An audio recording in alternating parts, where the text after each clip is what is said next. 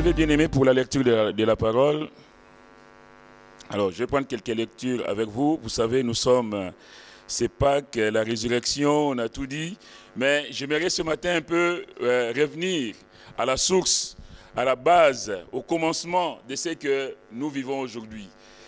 C'est quoi Pâques? Une fois, j'ai eu cette question à mon lieu de travail. C'est quelqu'un qui savait que j'étais chrétien qui m'a posé la question. Mais Jean, mais c'est Pâques, mais c'est quoi Pâques? Et j'avoue qu'en ces temps-là, j'ai eu beaucoup de mal à lui répondre. J'ai expliqué que bon, Pâques, c'est la résurrection du Seigneur, c'est la mort, la résurrection. Mais je n'ai pas pu vraiment rentrer dans les détails. On va prendre dans le livre d'Exode au chapitre 2. Exode chapitre 2. Nous sommes ici donc en Égypte. Moïse, Dieu s'est suscité un homme pour libérer le peuple. Le peuple a été captif en Égypte depuis 430 ans, exactement, selon ce qui est écrit. La Bible nous dit au chapitre 2 de l'Exode, au verset 23, « Longtemps après, le roi d'Égypte mourut et les enfants d'Israël gémissaient encore sous la servitude et poussaient des cris. Ces cris que leur arrachait la servitude montèrent jusqu'à Dieu. » Vous savez, quand on est dans la main du Seigneur, bien-aimé, Dieu ne nous oublie pas. Quelles que soient les circonstances qu'on peut vivre, Dieu est fidèle. Ici, il est dit de ce peuple que ces cris que leur arrachait la servitude montèrent jusqu'à Dieu. Dieu entendit leurs gémissements et se souvint de son alliance avec Abraham, Isaac et Jacob. Dieu regarda les enfants d'Israël et il en eut compassion. Quelquefois, nous passons par des moments difficiles, on ne comprend pas, on est enfant de Dieu, on est chrétien, on est à l'église, on fait tout comme il faut et notre vie semble complètement dépourvue de sens. On se dit, mais Seigneur, mais moi je ne te vois pas. On me dit que tu es le Sauveur, tu es mon Dieu, mais vraiment je ne te vois pas. C'est ce qui se passe ici pour les enfants d'Israël. Mais Dieu le regardait du haut de son ciel et Dieu le voyait. La Bible dit que Dieu regarda les enfants d'Israël et il en eut compassion. Au chapitre 3, donc Dieu va susciter Moïse. Moïse qui est cet homme qui a voulu se faire, venger le peuple d'Israël, montrer que lui, il pouvait prendre leur défense, mais il va être mis en quarantaine, disons-le comme ça, 40 ans dans le désert, ce qui va lui apprendre l'obéissance. Au chapitre 3, donc Moïse est en train de paître les troupeaux de son beau-père Jéthro. Au verset 7, il est dit, l'Éternel dit, il dit donc à Moïse dans le buisson ardent, « Je vis la souffrance de mon peuple qui est en Égypte, et j'ai entendu le cri que lui font pousser ses oppresseurs, car je connais ses douleurs. Je suis descendu pour le délivrer de la main des Égyptiens et pour le faire monter de ces pays dans un bon et vaste pays, dans un pays où coule le lait et le miel. » Je disais tout à l'heure que Dieu n'est pas insensible à nos souffrances. Dieu voit, Dieu entend. Quelle que soit la durée des douleurs, quelle que soit la durée des souffrances, bien aimés, tant que nous avons encore la vie, sachons que Dieu sera toujours à nos côtés. Quelles que soient les situations que nous pouvons traverser, Dieu sera toujours là. Donc Dieu va envoyer Moïse, Dieu va déclarer qu'il a vu et entendu les douleurs que font pousser les oppresseurs au peuple d'Israël et Dieu est descendu pour délivrer son peuple. On va passer au chapitre 11. Alors, Dieu va user de différentes plaies pour amener Pharaon à libérer le peuple. Mais Pharaon va s'endurcir. Et la Bible dit aussi que Dieu va endurcir son cœur pour que sa gloire soit manifestée. Au chapitre 11 du livre d'Exode, il est dit, verset 1er, l'Éternel dit à Moïse, « Je ferai venir encore, c'est-à-dire qu'il y en a eu d'autres, mais cette fois-ci, il dit, je ferai venir encore une plaie sur Pharaon et sur l'Égypte. Après cela, il vous laissera partir d'ici. Lorsqu'il vous laissera tout à fait aller, il vous chassera même d'ici. » Au verset 4, Moïse dit, « Ainsi parle l'Éternel, vers les milieux de la nuit, je passerai au travers de l'Égypte, et tous les premiers-nés mourront dans le pays d'Égypte, depuis le premier-né de Pharaon assis sur son trône, jusqu'au premier-né de la servante qui est derrière la meule, et jusqu'à tous les premiers-nés des animaux. Il y aura dans tous les pays d'Égypte de grands cris, tels qu'il n'y en a point eu et qu'il n'y en aura plus de semblables. Mais parce qu'il a toujours un mais. Dieu va frapper l'Égypte, mais pendant qu'il va passer, il dit, mais parmi tous les enfants d'Israël, depuis les hommes jusqu'aux animaux, pas même un chien ne remuera sa langue, afin que vous sachiez quelle différence l'Éternel fait entre l'Égypte et Israël. On va s'arrêter là pour l'instant, mais nous voyons ici la différence que Dieu fait entre ceux qui sont à lui et ceux qui ne lui appartiennent pas. On va prier et demander la grâce de Dieu. Seigneur éternel, notre Dieu, nous voici encore devant toi, Seigneur. Combien nous voulons, Seigneur, être à l'écoute de ta parole. Combien nous voulons, Seigneur, saisir, Seigneur, ta pensée cet après-midi. Donne-nous, Seigneur, d'être plus que vainqueurs en toutes choses. Parce que nous savons que toi, tu es avec nous. Toi, tu vis en nous, Seigneur. Toi, tu marches avec nous.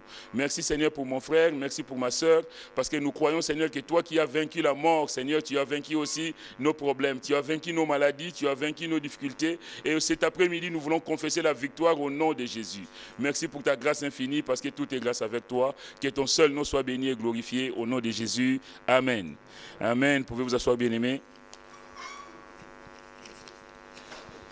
Dieu est fidèle. On a lu tout à l'heure que Dieu se souvient de l'alliance qu'il avait faite avec Abraham, Isaac et Jacob. Dieu, quand il donne sa promesse, Dieu, il la tient. Parce qu'il n'est pas un homme ni un fils de l'homme pour mentir.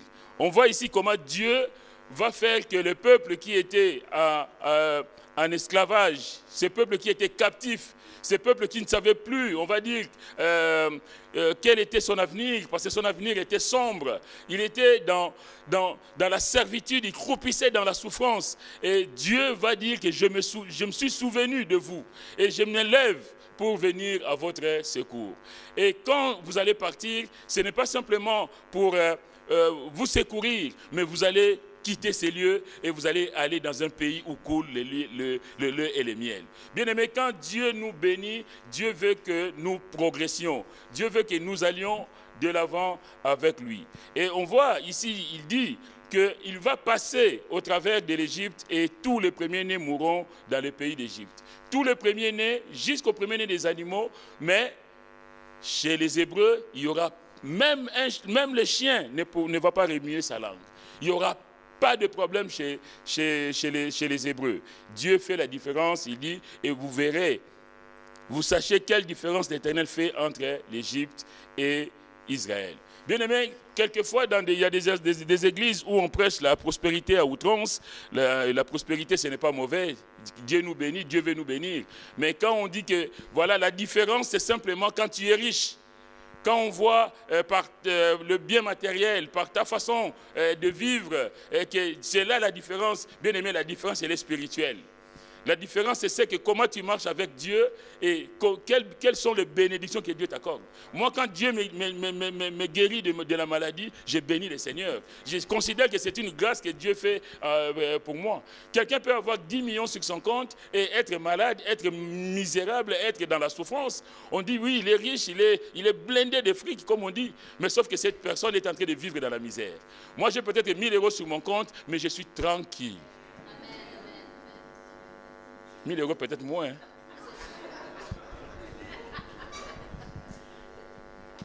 Mais tu dors dans la tranquillité parce que tu n'as de compte à rendre à personne. Tu es dans la paix du Seigneur, la paix que le Seigneur donne, que le monde ne peut pas avoir. Pourquoi? Parce que Seigneur, le matin je me lève dans ta grâce. Je vis ma vie dans la journée dans ta grâce. Tout ce que je fais dans ta grâce. Et je vais me coucher en paix. Car toi le Seigneur, tu es celui qui veille sur moi, que ton nom soit béni. Et la nuit, bien aimé, quand nous dormons, le Seigneur nous visite. Ici, il est dit que quand il va passer, vous savez pas que ça veut dire passer outre. Ça veut dire épargner. Quand le Seigneur visite la terre, là, toi tu dors là, tu crois que tu dors par tes propres capacités parce que tu as envie de dormir. Quand tu dors en paix là, c'est parce que le Seigneur te dit, mon fils, ma fille, allez, bonne nuit. Et moi, je continue à chercher les autres là qui ne me connaissent pas. Je vais m'occuper d'eux. Et nous, on est en train de dormir tranquillement. On se réveille en paix. Que Dieu soit béni. En tout cas, Dieu fait la différence entre ceux qui lui appartiennent et ceux qui ne lui appartiennent pas. Au chapitre 12 de l'Exode, au verset 1er, l'Éternel dit à Moïse et à Aaron dans le pays d'Égypte, ce mois-ci sera pour vous le premier des mois. Il sera pour vous le premier des mois de l'année. Parlez à toute l'assemblée d'Israël et dites, Le 10e jour de ce mois, on prendra un agneau pour chaque famille, un agneau pour chaque maison. Si la maison est trop peu nombreuse pour un agneau, on le prendra avec son plus proche voisin, selon le nombre de personnes. Vous compterez pour cet agneau d'après ce que chacun peut manger. Ce sera un agneau sans défaut, mâle, âgé d'1 an. Vous pourrez prendre un agneau ou un chevreau. Vous le garderez jusqu'au 14e jour de ce mois et toute l'assemblée d'Israël l'immolera entre les 2 soirs. Le 10e jour, ils choisissent un agneau et le 14e jour, c'est le jour où l'agneau va être immolé. Pourquoi? Il y a 4 jours. Il y a 4 jours où Dieu, enfin, celui qui va sacrifier l'agneau se rend compte si cet agneau vaut la peine d'être sacrifié. Si cet agneau n'est pas malade, parce qu'on ne donne pas à Dieu n'importe quoi. On ne sacrifie pas à Dieu un animal chétif. On ne sacrifie pas à Dieu un animal boiteux. On ne sacrifie pas à Dieu n'importe quoi. Bien aimé, c'est comme nous, quand nous offrons au Seigneur, nous lui offrons la meilleure part de nous-mêmes. On ne donne pas à Dieu, quelqu'un m'a dit une fois, pasteur, moi je ne donne pas ma dîme parce que j'ai acheté les choses pour les pauvres, j'ai donné à gauche, à droite. J'ai dit, mais ma soeur, mais la dîme qui revient au Seigneur, toi tu dis que, en fait, au lieu de prendre la dîme et la mettre dans le panier, elle dit, c'est elle qui gère la dîme, en fait. J'ai dit, est-ce que toi, tu aimerais qu'on gère ton argent? Parce que ce n'est pas à toi. Si c'est la part qui revient au Seigneur, bien aimé, c'est avec amour, c'est avec joie. La Bible dit que Dieu aime celui qui donne avec joie. Bien aimé, on donne avec joie. Seigneur, c'est ta part. J'ai été travailler, j'ai gagné de l'argent, je vais te donner la part qui te revient. Mais toi, tu prends la part de quelqu'un, tu dis, ouais, je vais acheter du pain pour le pauvre. Mais ta part à toi, là, tu mets de côté. Ça, c'est pour toi. Mais dans la part du Seigneur, toi, tu vas puiser dedans. Je vais dire, quelle malhonnêteté. Quelle malhonnêteté. En tout cas, quand on donne au Seigneur, on donne la meilleure part. On ne donne pas à Dieu n'importe quoi. Donc, ici, l'agneau est pris le 10e jour, mais immolé le 14e. Pour qu'on puisse avoir le temps de considérer que c'est un animal. Il est dit, ce sera un agneau sans défaut, mâle âgé d'1 an. Donc déjà, au moins, on peut voir que l'agneau, cet agneau-là qu'on a immolé, n'était pas un animal malade, n'était pas un animal qui ne méritait pas d'être immolé. On prend le temps. Avec le Seigneur, on prend toujours le temps de lui offrir ce qu'il y a de meilleur. Au verset 7, il dit, on prendra de son sang et on en mettra sur les 2 poteaux et sur les linteaux de la porte des maisons où on le mangera. Cette même nuit, on en mangera la chair rôtie au feu, on la mangera avec des pains sans levain et des herbes amères. Vous ne le mangerez point à demi-cuit et bouilli dans l'eau, mais il sera rôti au feu avec la tête, les jambes et l'intérieur. Vous n'en laisserez rien jusqu'au matin, et s'il en reste quelque chose le matin, vous le brûlerez au feu. Quand vous le mangerez, vous aurez vos reins sains, vos souliers aux pieds et votre bâton à la main. Et vous le mangerez à la hâte, c'est la Pâque de l'Éternel. La Pâque de l'Éternel. Et la Bible dit, le Seigneur dit, cette nuit-là, je passerai dans le pays d'Égypte et je frapperai tous les premiers-nés du pays d'Égypte, depuis les hommes jusqu'aux animaux, et j'exercerai les jugements contre tous les dieux de l'Égypte. Je suis l'Éternel. Le sang vous servira de signe sur les maisons où vous serez. Je verrai le sang et je passerai par-dessus vous. Il n'y aura point de plaie qui vous détruise quand je frapperai les pays d'Égypte. Le peuple hébreu n'est pas épargné parce qu'il a donné quoi que ce soit au Seigneur. Le peuple hébreu n'est pas épargné ici parce qu'ils ont fait quelque chose d'extraordinaire. La Bible dit, le Seigneur dit que cette nuit même, je passerai et le sang vous servira de signe sur les maisons. Ils n'ont pas fait quelque chose d'extraordinaire, mais il dit que vous mettrez le sang sur les linteaux et je verrai le sang. Je ne verrai pas la personne ou les personnes qui sont dans la maison, mais ce sera le sang qui va faire la différence. Il y a des maisons où il n'y a pas le sang, évidemment, donc c'est la maison où Dieu n'est pas là, et il y a des maisons où il y a ces signes, cette présence de Dieu, ce que Dieu a demandé. Bien aimé, je vais dire ce matin, cet après-midi, que l'enfant de Dieu qui n'obéit pas à la parole de Dieu, quand le problème arrive, qu'il ne soit pas étonné. Ici, le Seigneur dit bien que je verrai le sang et je passerai outre.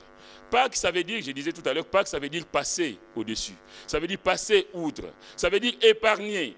Qui était épargné? C'est ceux dont le sang était sur les portes. Bien aimé, pour venir à nous aujourd'hui dans le Nouveau Testament, si on n'a pas Jésus dans sa vie, on a tout faux. Si on n'a pas Jésus dans son cœur, si on n'a pas Jésus dans sa maison, bien aimé, c'est le bazar, c'est le désordre. Et ça, c'est, je veux dire que c'est la loi de la nature, quoi. Parce que rien ne peut te protéger. Le peuple ici n'a rien fait d'extraordinaire. Il n'y a aucun mérite. Mais Dieu les aime et ils sont prévenus. Je verrai les sangs. Bien aimé, de mettre Jésus dans nos vies, c'est une garantie. Tu peux avoir toutes les assurances du monde, les multirisques que tu veux. Si tu n'as pas Jésus dans ta vie, tu es comme à découvert.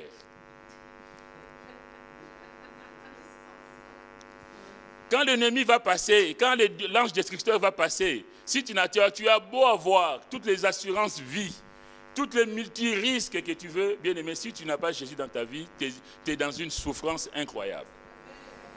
Que Dieu nous aide, bien aimé, à conserver Jésus précieusement dans nos vies, dans nos cœurs. Peu importe ce que nous pouvons connaître dans la vie de tous les jours, peu importe les problèmes que nous pouvons avoir, mais quand j'ai Jésus dans ma vie, je suis en paix. Alléluia. Le sang vous servira de signe sur les maisons où vous vous trouverez. Je verrai les sangs et je passerai par-dessus vous, et il n'y aura point de plaie qui vous détruise quand je frapperai les pays d'Égypte. Que Dieu soit béni. Et c'est là, il dit, ce sera votre Pâque. C'est là que il y aura le deuil d'un côté et puis la tranquillité de l'autre. Et puis, ce ne sera pas tout. Vous vous souviendrez de ces jours-là et ce sera une fête perpétuelle. Tous les ans, le peuple d'Israël devait se souvenir de ce que Dieu a fait pour eux. Et pour mettre maintenant, ça c'est l'ombre des choses à venir, et en Jésus, Jésus est cet agneau de Dieu qui ôte le péché du monde. Cet agneau de Dieu qui a accepté de donner sa vie à la croix pour toi et pour moi. Cet agneau de Dieu dont le sang, j'ai dit tout à l'heure que le sang qui sert de signe, c'est Jésus qui a donné le sang pour nous. La Bible dit que quand il passe, il y aura la souffrance dans un camp, mais pas dans l'autre. Bien aimé, quand on a le Seigneur dans notre vie, quand vraiment Jésus est dans notre vie, nous pouvons connaître des choses et autres, mais nous n'avons rien à craindre, car le Seigneur est avec nous. L'agneau de Dieu qui a donné sa vie, Jésus est donc cet agneau de Dieu qui donne sa vie pour nous, pour nos péchés, pour que la mort ne nous frappe pas. Aujourd'hui, c'est Pâques, c'est la résurrection du Seigneur, cloué à la croix du calvaire, mais 3 jours après, il est ressuscité. Le tombeau est vide. Dans Luc au chapitre 24, il est dit, des femmes qui vinrent au tombeau pour embaumer le corps du Seigneur, il est dit, ils vont voir donc l'ange qui va être devant le tombeau. Il leur pose la question, pourquoi cherchez-vous parmi les morts celui qui est vivant? Jésus est vraiment vivant. Jésus est vraiment ressuscité. Pourquoi cherchez-vous parmi les morts celui qui est vivant? Bien-aimés, nous avons un Dieu qui est vivant. Nous avons un Dieu qui est opérant. Nous n'avons pas un Dieu mort. Si les autres ont un Dieu mort, nous avons notre Jésus, il est vivant. Amen. Jésus est, pourquoi cherchez-vous parmi les morts celui qui est vivant? Il est Dieu fait homme. Il est cet agneau de Dieu qui est venu, je disais tout à l'heure, pour nous sauver, pour nous secourir. Dieu a vu notre misère. Nous croupissions tous, moi le premier, dans la boue du péché, dans mes souffrances. Et Dieu savait qu'un jour, je viendrais te chercher pour faire de toi mon enfant. Je veux dire, quelle est grâce. Et quand nous avons Jésus en nous, bien-aimés, les choses changent. On ne peut plus vivre comme avant. On ne peut plus se comporter comme si on n'avait pas le Seigneur dans notre vie. Un enfant de Dieu, le pasteur disait ce matin, il y a cette renaissance, il y a cette nouvelle vie qui prend corps en nous. On ne peut plus, il faut qu'il y ait cette différence. La différence, je disais tout à l'heure, elle est spirituelle, mais la différence, elle est aussi comportementale. L'enfant de Dieu ne se comporte pas comme n'importe qui. La différence, c'est aussi dans ta façon de t'habiller, dans ta façon de parler, dans ta façon de te comporter autour de toi. Les gens doivent pouvoir voir en toi une différence, quelque chose que tu n'es pas comme les autres. Mais si on ne voit pas trop cette différence, c'est que où tu te caches, où tu ne laisses pas exprimer le Seigneur de tout ton être. Mais quand nous avons Jésus en nous, que cette lumière brille autour de nous. Nous devons répandre cette lumière du Seigneur autour de nous. On va prendre dans Philippiens chapitre 2. Philippiens chapitre 2.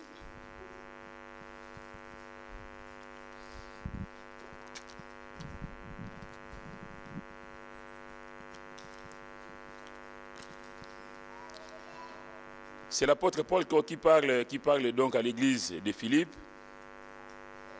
Une église que l'apôtre aimait bien parce que l'église le lui rendait bien aussi. Il dit au verset 1er, « Si donc il y a quelque consolation en Christ, s'il y a quelque soulagement dans la charité, s'il y a quelque union d'esprit, s'il y a quelque compassion et quelque miséricorde, rendez ma joie parfaite, ayant un même sentiment, un même amour, une même âme, une même pensée.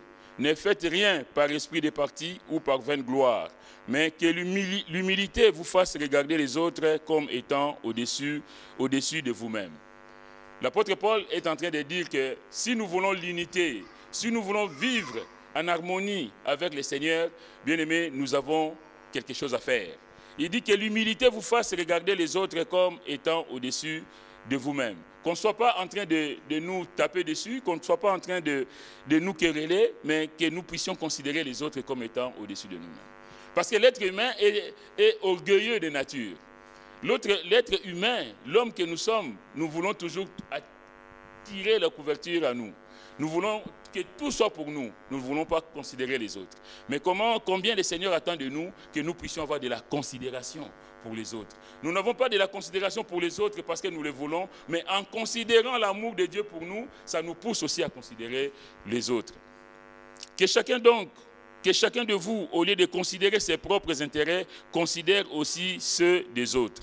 Il dit au verset 5, « Ayez en vous le sentiment qui était en Jésus-Christ, lequel, existant en forme de Dieu, n'a point regardé comme une proie à arracher d'être égal avec Dieu, mais s'est dépouillé lui-même, en prenant une forme de serviteur, en devenant semblable aux hommes et ayant paru comme un simple homme.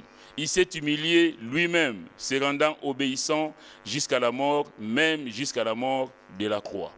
C'est pourquoi aussi Dieu l'a souverainement élevé et lui a donné le nom qui est au-dessus de tout nom, afin qu'au nom de Jésus, tout genou fléchisse dans les cieux, sur la terre et sous la terre, et que toute langue confesse que Jésus-Christ est Seigneur, à la gloire de Dieu le Père. »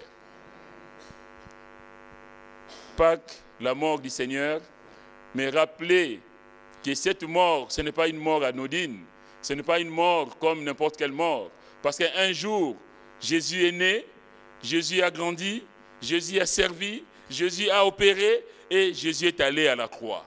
Bien-aimés, quand nous arrivons aujourd'hui là, nous parlons de la résurrection, mais j'ai l'impression quelque part que nous mettons un peu sous silence ce qui était avant. Il n'y a pas que la résurrection.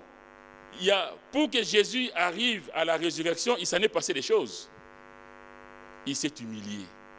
Il a pris la forme humaine.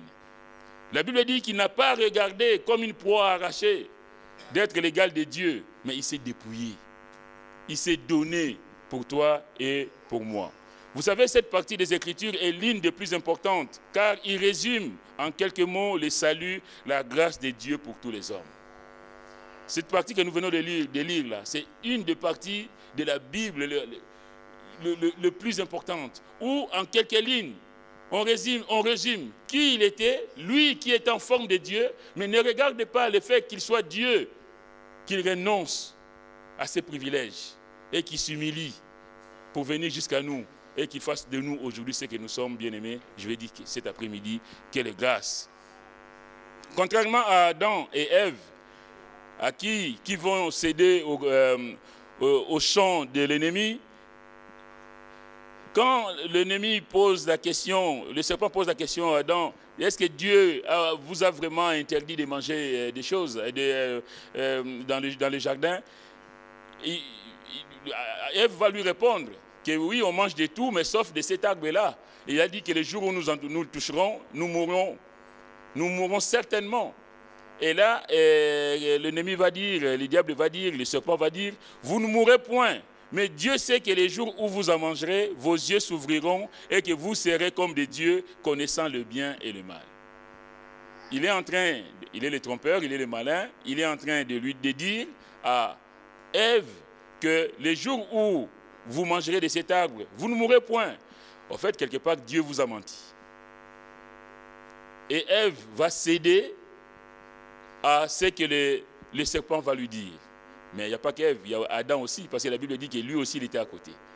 Bien-aimés, ne cédons pas, ne prêtons même pas attention à ce que l'ennemi peut nous raconter. Quelquefois, nous écoutons un peu de tout. Quelquefois, nous voulons un peu visiter tous les sites internet. Quelquefois, nous voulons regarder un peu toutes choses de films. La vie chrétienne, en tout cas, n'est pas du cinéma. Quelquefois, nous écoutons, nous regardons des choses qui ne sont pas pour la gloire de Dieu et nous imitons plus facilement ces choses-là que ce que nous dit la parole. Dernièrement que j'ai prêché il y a 15 jours, je disais que dans nos vies, surtout moi qui travaille à l'hôpital, j'entends toujours parler des ex. C'est comme si c'était la mode. Si tu n'as pas un ex ou une ex, tu n'es pas de ce monde, quoi. Mais nous ne devons pas nous tomber dans ces pièges. En tout cas, ne tenant qu'à nous, si cela ne dépend que de nous, tu les entends parler toute la journée. Oh, je vais appeler mon ex. Ah non, c'est mon ex qui s'occupe des enfants. Et chacun, mais c'est que la mode, quoi. Mais l'enfant de Dieu ne doit pas rentrer dans ces choses-là.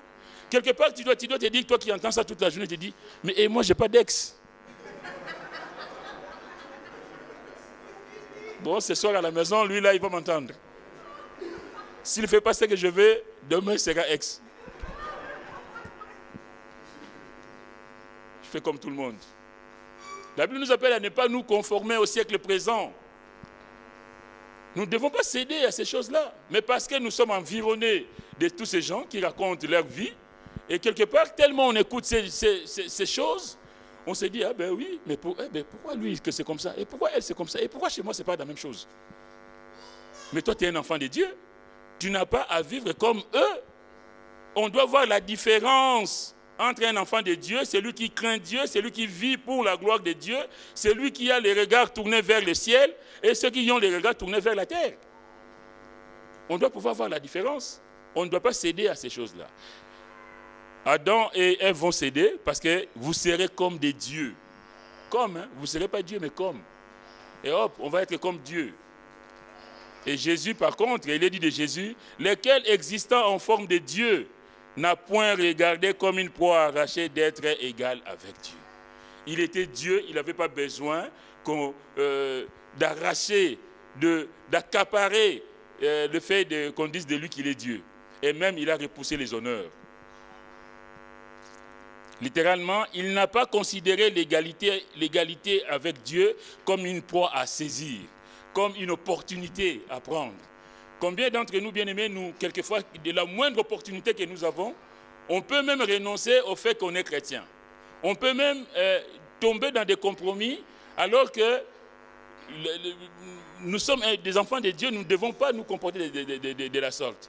J'ai béni le Seigneur pour un frère, j'ai même parlé de ça à mon travail avec des collègues, un frère qui est dans la salle, qui se reconnaîtra. Il a un travail, mais ce travail lui demande à mentir toute la journée. Tu trouves du boulot, ça fait des années qu'il cherche du travail. Alléluia, j'ai trouvé du travail. Amen, merci Seigneur. Sauf que tu arrives à ce travail, on te dit, bon, tu t'appelles Henri, mais quand tu es ici, tu t'appelles Paul. Quand les téléphones sont tirés, Paul écoute, mais ton vrai nom c'est Henri. Parce que tu dois mentir toute la journée. Parce que si les promesses faites au téléphone ne sont pas tenues, et que les clients se retournent contre l'entreprise, et qu'ils vont chercher, comment j'ai dit, Paul, et on dira non, nous, il n'y a pas Paul ici. Moi, Paul m'a dit que j'aurai ma voiture dans 15 jours. Ah bon? Il Paul? Ah ben non, mais nous, ici, il n'y a pas de Paul. Comme ça, il n'y a pas de plainte, même si l'autre va se plaindre, ils diront qu'il montre la preuve. Parce que nous, regardez mon personnel. Il y a Pierre, Jean, Henri, je ne sais pas quoi, mais il n'y a pas de Paul. Et l'autre, il n'a que ses yeux pour pleurer. Et toi, enfant de Dieu, tu vas vivre dans cette entreprise-là, tu vas dire quoi? Ah ben je suis béni. j'ai dû trouver du travail. On te donne un salaire de 3-4 000 euros, tu es content. Mais sauf que ta conscience là, hey, la conscience, on parlait de la conscience ce matin. Est-ce que tu vas dormir en paix en sachant que tu reviens le soir à la maison, que tu as menti toute la journée? Et tu vas lever les mains au ciel, Seigneur, merci Seigneur. Et le diable va dire, bon, attends, mais toi là, continue, dors, attends ton salaire à la fin du mois. Bien-aimé, l'enfant de Dieu, mais j'ai béni le Seigneur pour ses bien-aimés, je ne lui ai pas dit. J'ai dit combien Dieu est grand, parce que c'est là qu'on voit aussi que les gens grandissent dans la foi. Quand cette personne va dire au patron, patron, je pense que moi, toi, vous et moi, on ne peut pas marcher ensemble. Parce que vos pratiques ne correspondent pas à mon éthique de vie. Bye bye, ciao.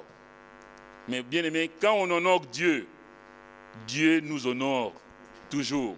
Et j'ai dit à ce frère que tu n'as pas à craindre. Le Seigneur va t'honorer parce que tu as glorifié le nom du Seigneur. Jésus n'a pas regardé son égalité avec Dieu comme une proie arrachée. Il est venu sur cette terre dans des conditions d'un simple homme. Mais lui, le Tout-Puissant, lui, le Dieu illimité.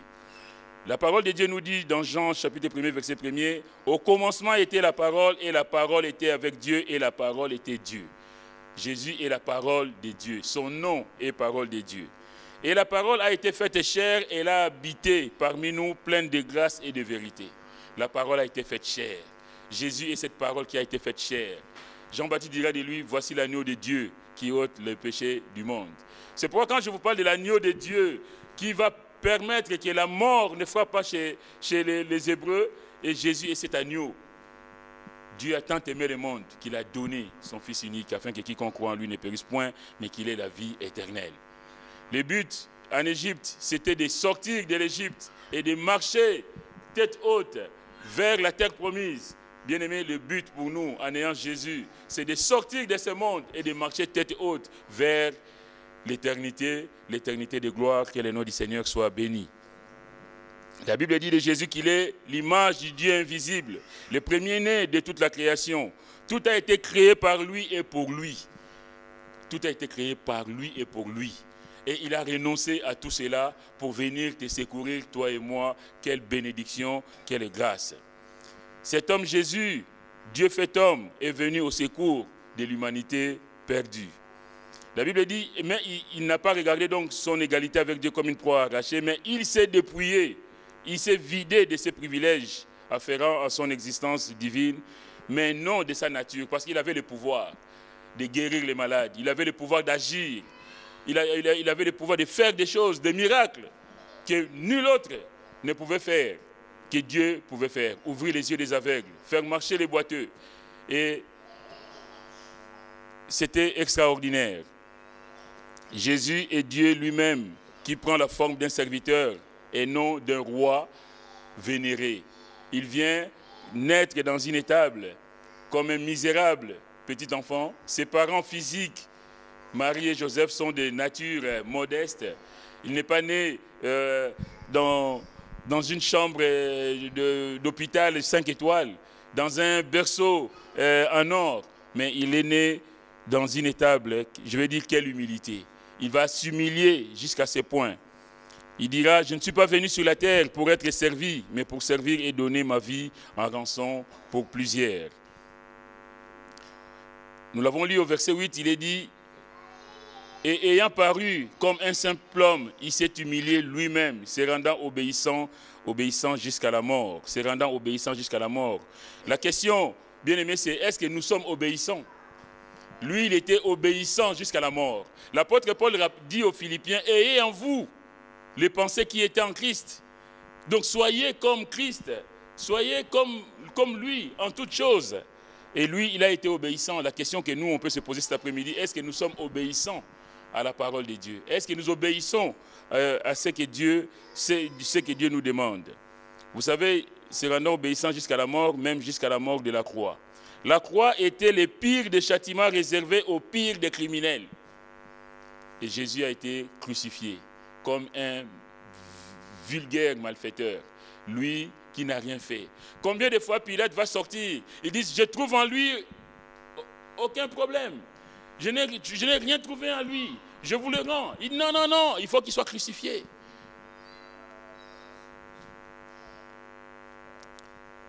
Les pieds, les mains clouées, le côté percé, la couronne d'épines sur la tête. Quel supplice, lui qui n'a rien fait de mal. Si le Seigneur a été obéissant jusqu'à la mort, la question, je l'ai dit tout à l'heure, est-ce que nous sommes, nous, obéissants? Est-ce que nous obéissons à ce que Dieu attend, ce que Dieu nous demande? Si le Seigneur s'est humilié, est-ce que nous sommes humbles? Est-ce que nous nous humilions? Est-ce que nous regardons les autres comme étant au-dessus de nous, comme nous dit la parole? Ou nous voulons écraser les autres? C'est ça la différence aussi entre les enfants de Dieu et le monde. Le monde veut t'écraser. Le monde veut écraser l'autre. Celui qui est, je ne sais pas, qui a un certain pouvoir, veut dominer sur les autres. Mais ici, la Bible nous appelle à être des humbles, de vivre dans l'humilité, de considérer les autres comme étant au-dessus de nous-mêmes. Je l'ai déjà dit une fois, mais je le répète, moi, il y a plusieurs raisons qui ont fait que je suis attaché à l'église. Mais quand nous sommes venus au Seigneur, je me souviens, une fois, c'était à Noël, et c'était le repas de l'église. On était des petits chrétiens faisant nos premiers pas dans le Seigneur. Et je vois le pasteur Carter qui servait. Oh, moi j'ai toujours su que le pasteur... Et le pasteur était là, qui te proposait, Jean, tu fais quelque chose là? Je te sers quoi? Je te fais du coca, du... Et j'étais comme ça. Le pasteur, mais non, pas toi, pas vous. Mais je rentre chez moi, je dis, mais quelle humilité. C'est le pasteur de l'église et il s'abaisse pour venir me servir. Il y a quelqu'un qui disait tout à l'heure que Jésus s'est humilié jusqu'à laver les pieds de ses disciples. Mais combien, bien aimés, nous n'avons pas à nous considérer comme étant au-dessus des autres, mais de considérer les autres comme étant au-dessus de nous. Une fois, on était au 105 à l'époque, on était que tous les deux derrière dans la cuisine, pour ceux qui connaissent un peu la configuration de la salle. Et on était avec le pasteur Linderman qui dit, Jean, tu peux prier pour moi? Je dis, oh là. Moi, petit Jean.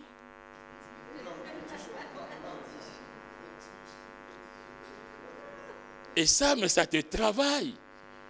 Tous les deux dans la cuisine. Le pasteur qui dit, tu peux prier pour moi. Mais là, tu poses tes mains, mais tu es comme ça. Mais ça participe à ton édification. De dire que cet homme ne se prend pas pour le bon Dieu. Qu'il n'y a que lui qui prie pour les autres et on ne prie jamais pour lui. Je veux dire, quelle humilité. Que Dieu nous aide, bien-aimés, à être des hommes, des femmes humbles, respectant les autres, considérant les autres. Mais pourquoi il y a des difficultés dans nos vies, dans nos couples, dans notre partout? Parce qu'on est toujours en train de pousser l'autre. On veut prendre la place de l'autre. On veut toujours faire un peu le ménage pour qu'on soit vu. Le Seigneur s'est humilié, bien aimé, ce que nous sommes humbles. Le Seigneur dira, si quelqu'un veut être le premier, il sera le dernier de tous et le serviteur de tous. Est-ce que nous nous mettons au service des autres? Quiconque veut être grand parmi vous, qu'il soit votre serviteur. Et quiconque veut être le premier parmi vous, qu'il soit l'esclave de tous. Mais ça, on n'aime pas. Moi, je veux être servi. Je ne veux pas qu'on me serve. Et que non, je ne veux pas que je serve les autres. Que les autres viennent me servir, je suis d'accord. Amen. Parce que je suis honoré. Que ce soit toi qui serves les autres, et là, tu freines des cas de fer. Là. Ah non, lui, il va me servir, mais pas moi. Que Dieu nous aide, bien-aimés. Le Seigneur a donné l'exemple. Il a ouvert le chemin. C'est pourquoi il dira dans Luc 9, verset 23, si quelqu'un veut venir après moi, qu'il renonce à lui-même, qu'il se charge de sa croix et qu'il me suive. Est-ce que nous suivons vraiment les Seigneurs? Dieu cherche des hommes et des femmes prêts à payer le prix pour que la puissance et l'amour de Dieu se manifestent.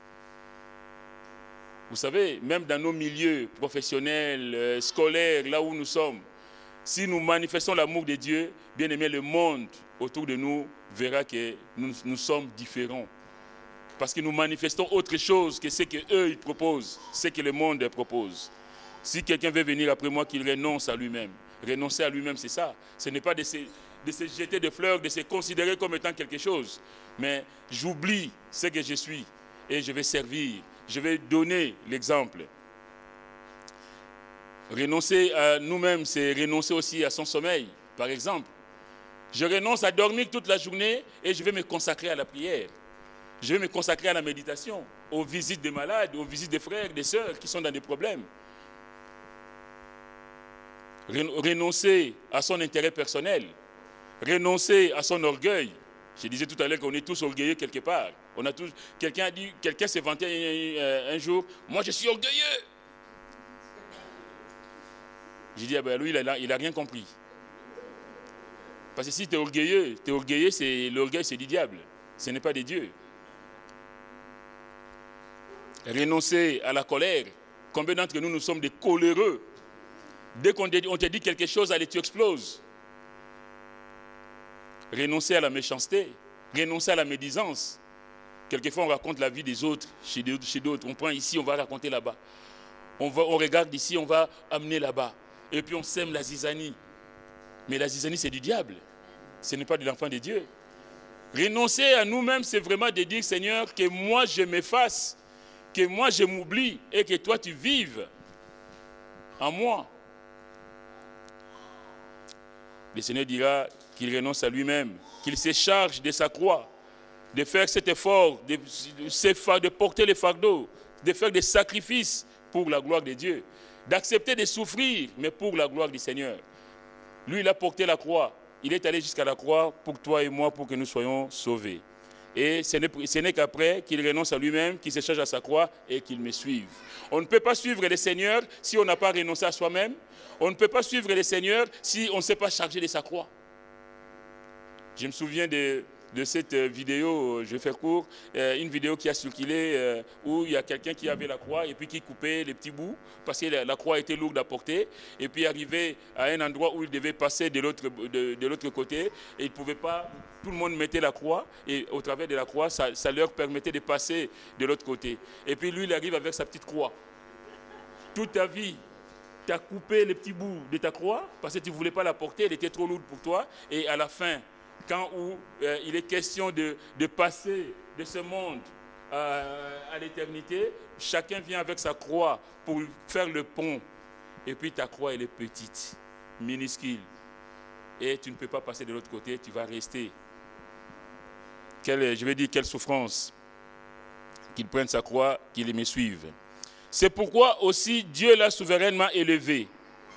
Il y a une consécration à tout ça. Quand on a accepté de marcher avec le Seigneur, quand on a renoncé à lui-même, quand on a porté sa croix, quand on a mis Jésus au cœur de sa vie, bien aimé, la Bible dit de lui déjà, c'est pourquoi Dieu l'a souverainement élevé et lui a donné le nom qui est au-dessus de tout nom, afin qu'au nom de Jésus, tous genoux fléchissent dans le ciel, dans les cieux, sur la terre et sous la terre, et que toute langue confesse que Jésus-Christ est Seigneur à la gloire de Dieu le Père. Que Dieu vous bénisse. Notre Dieu est vivant, il est ressuscité et il est souverainement élevé. Que son nom soit béni.